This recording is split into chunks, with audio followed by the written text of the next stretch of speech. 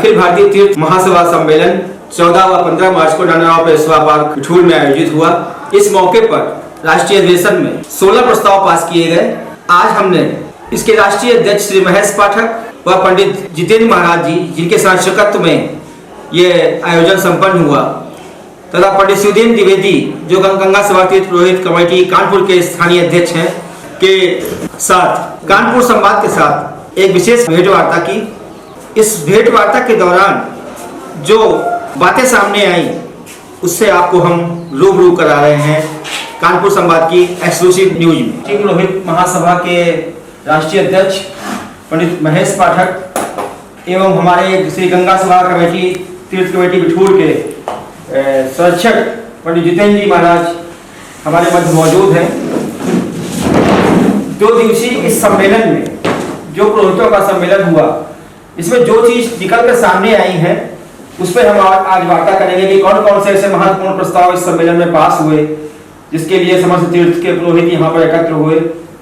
आइए पंडित महेश पाठक जी से बात करते हैं। ये हमारा जो 2 दिवसीय अधिवेशन हुआ 14 तारीख को और 15 तारीख को, आप देखिए इससे पहले हमारा अधिवेशन नासिक में हुआ और बड़ी विडंबना ये है कि जो हमारे 2 दिन का मंथन हुआ उसमें पूरे भारतवर्ष के ऐसा कोई भी तीर्थ पुरोहित नहीं है जो आज के सिस्टम से संतुष्ट हो, क्योंकि आप देखेंगे कि चारों तरफ ब्राह्मणों पे अटैक किया जा रहा है।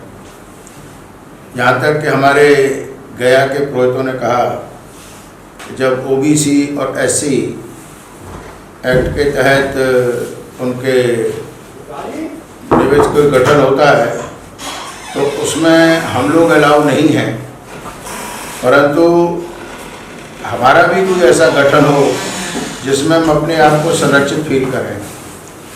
कुछ लोगों ने तो यहाँ तक कहा कि हम अल्पसंख्यक हैं तो हमको आरक्षण मिलना चाहिए, क्योंकि हमको तो कोई मदद ही नहीं है।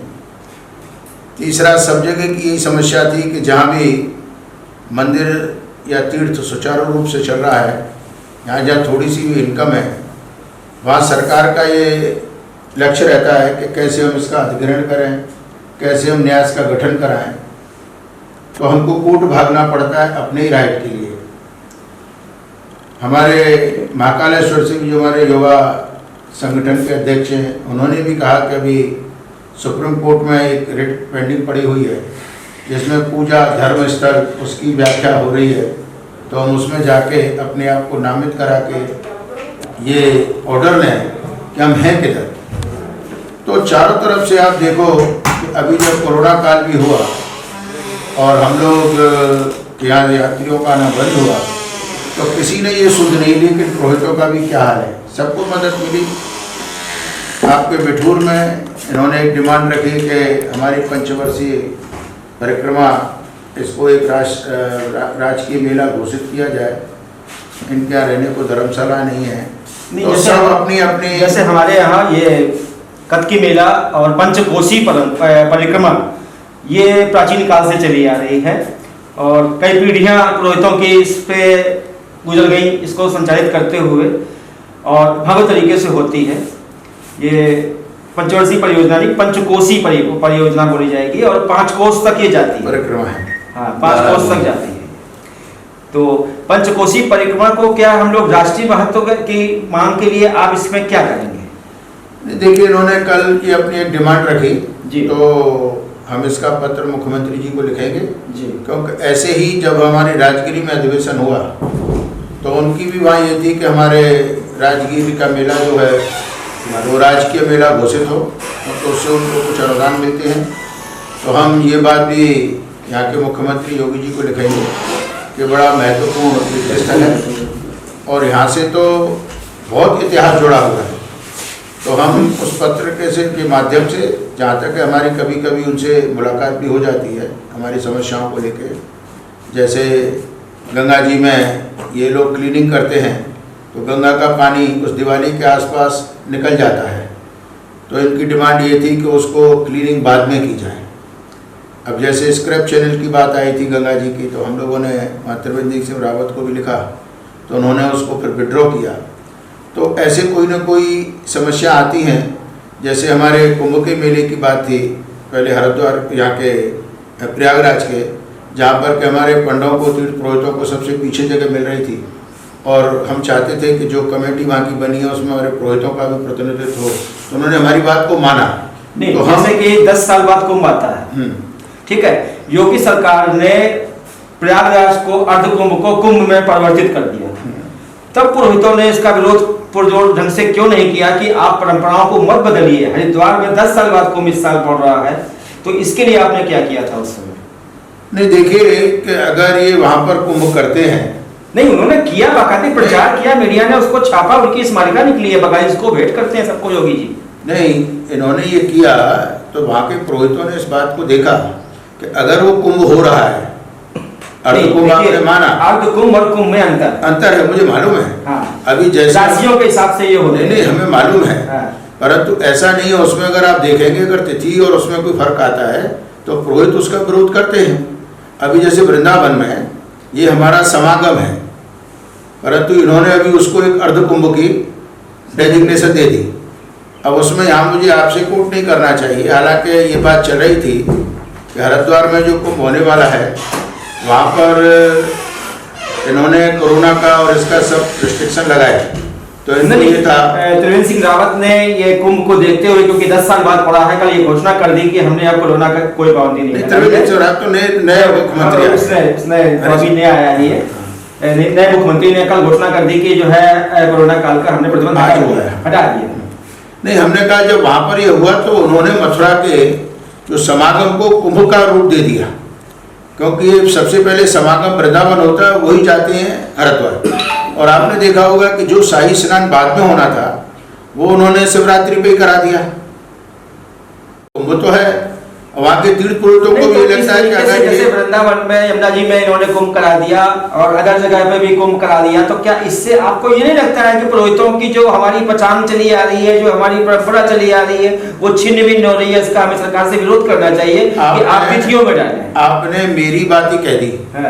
मैंने अभी कहा ना कि पुरोहित दुखी हैं, सबसे पहले मैंने ये बात कही, परंतु आज शासन प्रशासन जो चाहता है अपनी मर्जी से करता है, पुरोहित तो विरोधी तो कर सकता है। नहीं तो पुरोहित इसमें कोर्ट की शरण क्यों नहीं लेता है? नहीं अभी देखिए इतनी हमने आज अब कोर्ट की शरण की बात कर रहे हैं, अभी यमुना जी की लड़ाई हम 20 सालों से लड़ रहे हैं, हम पे हाई कोर्ट का स्टे है, हम पे सुप्रीम कोर्ट का स्टे है, आज भी नारे गिर रहे हैं, हम शासन प्रशासन को रोज लिखते हैं, आंदोलन भी कर रहे हैं। अभी आप देखिए 20 मार्च को मेरा लड़का यमुनोत्री से जमुना जल लेके पैदल चलेगा और 18 अप्रैल को मथुरा आएगा। ये भी एक प्रदर्शन का माध्यम है। हम यही तो कह रहे हैं कि हम सरकार से कोई भी बात कहते हैं, सरकार उसको सुनती किधर है? नहीं, जब सरकार आपकी बात सुन नहीं रही है तो इसके लिए राष्ट्रीय स्तर पर व्यापक आंदोलन छेड़ने के लिए आप क्या भूमिका बना रहे हैं? अभी तो सोचिए 1 साल तो निकल गया कोरोना में। हाँ। तो जब हमने नासिक में डिसीजन लिया कि फिर से हम जंतर मंतर पर प्रदर्शन करते हैं अपने भारतवर्ष के तीर्थ पुरोहितों को लेके, फिर से प्रधानमंत्री को अपना ज्ञापन देते हैं, तो उसके बाद कोरोना लग गया मार्च से, क्योंकि हमने दिसंबर में डिसीजन लिया। और आज भी हमारा यही निर्णय हुआ है कि कोरोना काल में तो परमिशन भी नहीं मिल रही और हम जा भी नहीं सकते, तब तो हम सिर्फ पत्र के माध्यम से कर सकते हैं, परंतु संघर्ष हमारा जारी रहेगा। अभी भी देखिए हमने वृंदावन में भी संघर्ष किया, इन्होंने पुरोहितों को किनारे कर दिया और अक्षय पात्र के वहाँ के पुजारियों को लेकर के और देवरा बाबा घाट पर उन्होंने आरती कराई, जबकि वो राइट जो है वो पुरोहितों का होता है। अभी आप देखते हैं हर जगह, यही मेरे कहने की बात, हर जगह ये क्या करते हैं, सरकारी घाट बना देते हैं। ब्रह्मावर्त हमारी किताबों में दर्ज है, वाल्मीकि जी के रामायण में दर्ज है, सीता जी का वन त्याग में दर्ज है, इसके बाद भी हमको बनारस के पुरोहित यहाँ पर बुलाने की क्या जरूरत पड़ जाती है? क्या हमारे पास पुरोहित नहीं है या वो गंगा आरती नहीं करते हैं? तो इसका विरोध कैसे किया जाए? नहीं, विरोध तो आपने बार बार ये पूछा, मैंने क्या कहा कि हम लोग कमेटी अपनी मीटिंग करते हैं, उसके बाद मैं पत्र लिखता हूँ, हम लोग मिलते भी हैं। अभी जैसे गया वालों की बात आई, हमने सुप्रीम कोर्ट की तो शरण ली, वहां से स्टे लिया, सरकार तो न्यास बनाने पे जुट गया, उसने बोर्ड भी लगा दिया। अभी आप देखते हैं कि मुझे यहाँ कोर्ट नहीं करना चाहिए, हमारे साथ में ये पनकी के अपने महंत जी बैठे हैं। अभी देखो इनके मंदिर पे नियत आ गई लोगों की, उसमें शासन प्रशासन भी कहीं ना कहीं तो इन्वॉल्व हो जाता है। अब ये मंदिर में मन लगाएं कि मुकदमे लड़ें, इनके ऊपर कोई दूसरे मुकदमे लगा दिए, ये हाथी पालते थे तब। तो हमारा कहना ये है कि इन किन प्रकार जो सरकारें हैं वो कोई ना कोई तरीका ऐसे ढूंढती हैं। अभी हमारे यहाँ गाइड के कार्ड इशू कर दिए, हम इसका बार बार विरोध करते हैं कि हम परंपरा से पुरोहित चले आ रहे हैं। वो गाइड किसी भी कास्ट का होगा, उसे वहाँ की परंपरा नहीं मालूम, परंतु वो कहते नहीं क्योंकि वो पर्यटन डेवलप करने पे लगे। हमने उनसे कहा पर्यटन में और तीर्थाटन में फर्क है। अब इसके लिए भावी रणनीति आपने क्या तय की इन 2 दिवसीय? हमारी यही है भाभी कि जहाँ तक पत्राचार है वहाँ से पत्राचार करेंगे, उसके बाद में जहाँ कोर्ट में जाने की जरूरत है, क्योंकि हमारे तो इतने तीर्थ हैं, एक नहीं है। कहीं किसी की कोई समस्या है, कहीं किसी की कोई समस्या है। जहाँ कोर्ट में जाने की जरूरत पड़ेगी वहाँ कोर्ट में जाएंगे। हमने एक विधि सेल का भी यहाँ पर जो गठन किया है। नहीं, आपने यहाँ प्रस्ताव कौन से पास किए? जो राष्ट्रीय अधिवेशन में जो प्रस्ताव पास हुए, मैं वो पूछ रहा हूँ। प्रस्ताव तो हमारे करीब 17-18 प्रस्ताव हैं जो वो हैं प्रस्ताव जो पास 17-18 हमारे प्रस्ताव हैं। वो मैं आपको एक प्रतिलिपि दिला देता हूँ उसकी, जो हमने यहाँ पर प्रस्ताव पास किए हैं। और हमने किसानों के हित में भी अपने यहाँ प्रस्ताव पास किया। वह इनका आंदोलन इतने सालों से चल रहा है, हम पुरोहितों को भी इनका समर्थन करना चाहिए, उस पर भी हम लोगों ने प्रस्ताव पास किया। तो ये हमने करीब 16 प्रस्ताव यहाँ पर पास किए हैं, जिनको हम लेके जा रहे हैं। और जब हमारी अगली कार्यकारिणी की मीटिंग होगी तो उस बीच में जो हमारे कार्य का डेवलपमेंट होगा उसका ब्यौरा हम वहाँ पर रखेंगे। और आज हमने 16 प्रस्तावों को क्या आप मुख्यमंत्री जी को भेज रहे हैं? नहीं, इसमें 16 मुख्यमंत्री को नहीं भेजेंगे जी। जो मुख्यमंत्री जी से कनेक्टेड हैं जी, वो हम उनको भेजेंगे, क्योंकि हमारे तो भारतवर्ष को लेकर के है, एक सिर्फ उत्तर प्रदेश से कनेक्टेड नहीं है। तो कोई रामेश्वरम का मैटर है, कोई महाराष्ट्र का मैटर है, कोई उत्तर प्रदेश का मैटर है, यानी यूपी के जो मैटर है उनको आप करेक्ट सीएम योगी को भेजेंगे। तो जो यूपी के मैटर है उसका पत्र हम उनको जरूर लिखेंगे।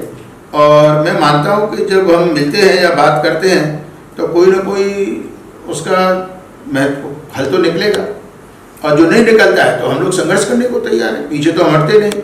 जब योगी जी ने कहा था कि पंडित लपके होते हैं तो सबसे पहले हमने विरोध किया और डट के विरोध किया। हमने पुतले भी जलवाए, हम पर मुकदमे भी हुए, और उन्होंने कहा कि नहीं, मेरा जो कहना था वो पुरोहितों से नहीं था। मैंने आगरा में एक कमेंट किया, जो गाइड हैरान करते हैं आने वालों को, तो हमने कहा सब गाइड और पुरोहित में तो जमीन आसमान का फर्क है।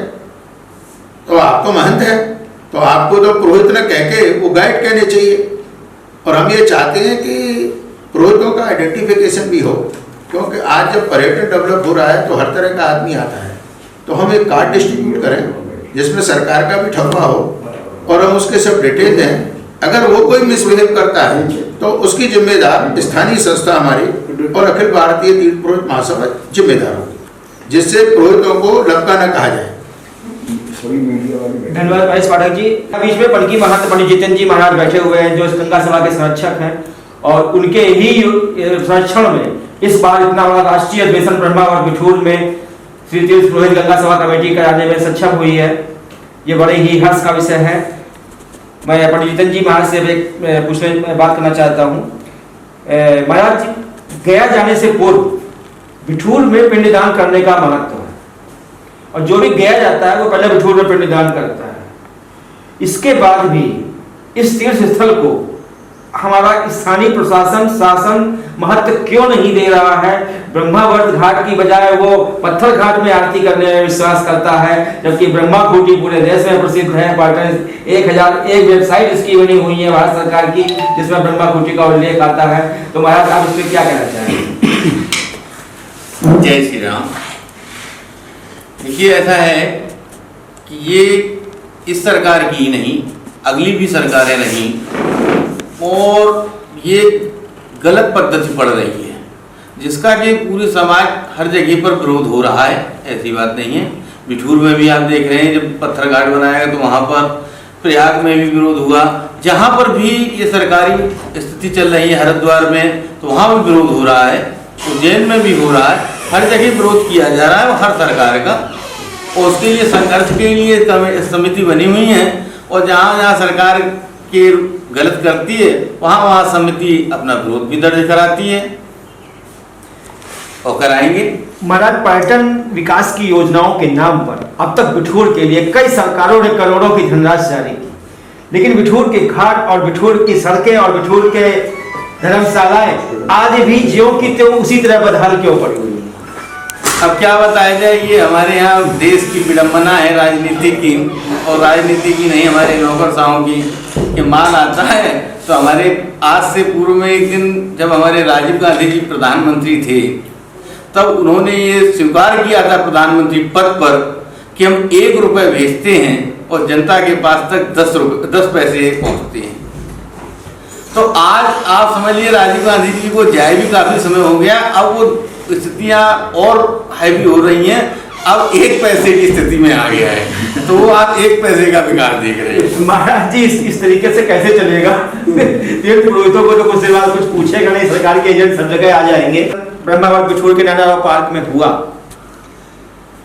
इसमें सिर्फ प्रस्ताव पास हुए जिसमें हमारे 6 स्थानीय मंत्री, क्षेत्रीय विधायक सब शामिल हुए, लेकिन किसी ने भी इसके विकास के लिए या इन प्रस्तावों के लिए किसी ने भी अभी तक कोई हामी क्यों नहीं? तो हमारे यहाँ भी विधायक जी ने भरी, हमारे सांगा सिंह ने अभी आपने मंच से उनकी सुना था, उन्होंने कहा मैं प्रयत्न करूंगा कि बिठूर की परिक्रमा जो पंचकोसी परिक्रमा है, इसको जो है एक राजकीय उत्सव के रूप में परिवर्तित कराने का उन्होंने हम लोगों को आश्वासन दिया है।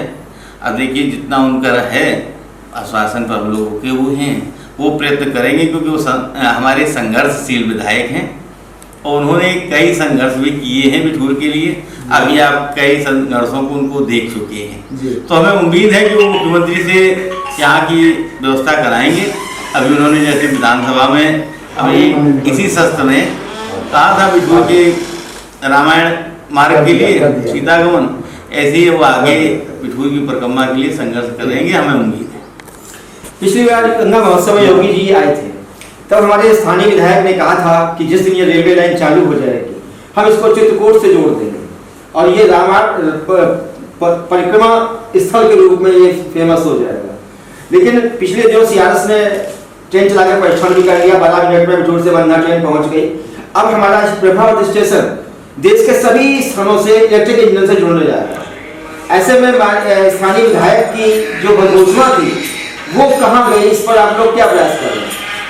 देखिए उनको याद दिलाई की जा रही है, और विनोद हमारे यहाँ से ट्रेनों का परीक्षण हुआ है, अभी यहाँ से ट्रेन चली नहीं है, परीक्षण किया है कि हाँ साहब ये लाइन सही है। अभी इसका शुभारंभ होना बाकी है, और शुभारंभ होने में हमारे पूरे विश्व के अंदर हमारी ये संस्था ने मांग की है कि हमारे जितने भी तीर्थ हैं सबको एक आप उसमें जोड़ा जाए, सर्किट बनाया जाए। तो हो सकते हैं आगे इसके लिए भी संघर्ष होगा, और एक जगह से नहीं, हम सब जगह से बिठूर को जोड़ेंगे। बिठूर को जोड़ना हमारा भारत से समस्त तीर्थों से जोड़ना, एक ट्रेन से ही नहीं बस से भी जोड़ेंगे, यूपी सरकार से मांग करेंगे। धन्यवाद महाराज। अब मैं गंगा सभा के अध्यक्ष सुधीर द्विवेदी से पूछना चाहता हूँ कि 2 दिवसीय सम्मेलन में आपको क्या लगा? हमें इस सम्मेलन में ये लगा कि हमारी ये जो मांगे हम लोगों ने रखी है, ये पंचकोसी परिक्रमा मार्ग को राष्ट्रीय मेले के रूप में मनाया जाए, और जो हमारे यहाँ हम लोगों ने मांग रखी है कि हम लोगों को जब पंडा कहा जाता है तो इसको अल्पसंख्यक दर्जा दिया जाए, जिससे हमारे आने वाले और बच्चों को, हम लोगों को इससे लाभ मिले। और हमारे यहाँ पर जो भी कार्य प्रशासन द्वारा किया जाता है उसमें हम लोगों की नियुक्ति की जाए, हम लोगों से सलाह ली जाए, हम लोगों से परामर्श लिया जाए, जिससे यहाँ का कार्य अच्छी तरीके से हो सके। यही हम लोगों ने अपनी महासभा से मांग की है, और महासभा हमारी ये जाकर के उच्च अधिकारियों को एवं शासन और प्रशासन में पहुंचाएगी, जिससे हमारी ये समस्याओं का समाधान होगा। हमारे यहाँ युवा साथी जो हमारे यहाँ विधायक हैं अभिजीत सिंह सांगा, उन्होंने कहा है कि जिस तरीके राम पथ गमन की योजना चल रही है उसी तरीके माँ सीता जगत जननी को यहाँ आई थी, जिस समय दोबारा उनका परित्याग किया गया है, तो यहाँ पे सीता वन गमन के रूप में यहाँ बिठूर को विकसित किया जाए, जिससे हमारा बिठूर ब्रह्मावर्त एक ऐतिहासिक तीर्थ बने। धन्यवाद सुधीर जी।